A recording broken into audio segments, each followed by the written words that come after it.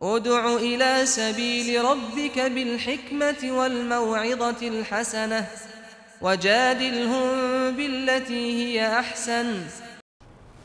بسم الله الرحمن الرحيم. الحمد لله رب العالمين والصلاة والسلام على اشرف المرسلین اما بعد.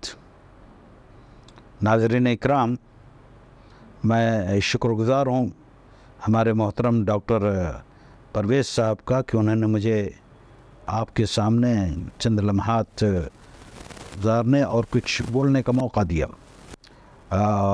میں چاہتا ہوں کہ اس موقع کو غنیمت سمجھتے ہوئے بس دو باتیں آپ سے کہوں. امت جسے اللہ رب العزت نے رفعت اور بلندی کے لیے پیدا کیا تھا. انتم العالون ان کنتم مومنین، اللہ رب العزت نے فرما کر کہا تھا کہ اگر مسلمان ایمان وان رہو تم سب سے سربلند رہو گے. وہ امت اتنی پستی کا شکار آخر کیوں ہے؟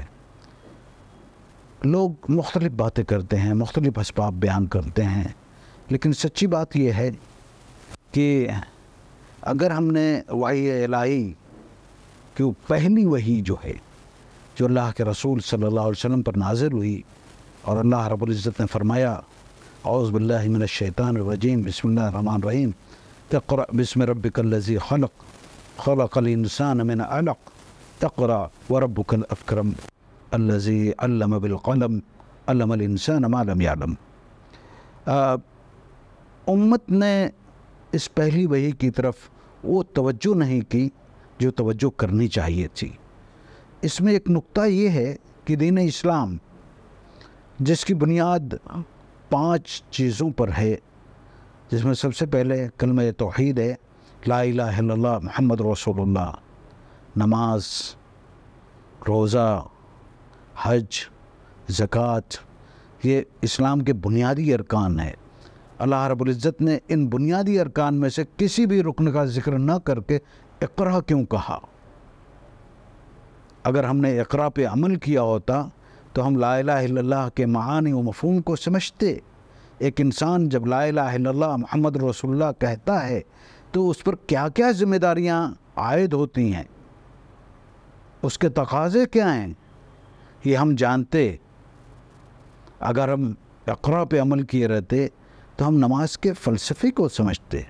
نماز جس کے بارے میں اللہ رب العزت نے فرمایا ان الصلاۃ تنہی عن الفحشاء والمنکر، نماز فحش اور منکر کام سے روکتی ہے.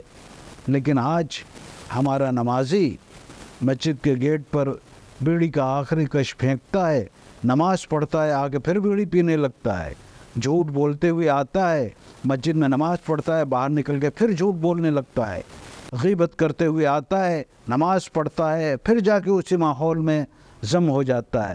غرض کی جہاں سے جس ماحول سے آتا ہے نماز بھی ادا کر رہا ہے اور اس کے بعد لوٹ کر اسی ماحول میں چلا جاتا ہے.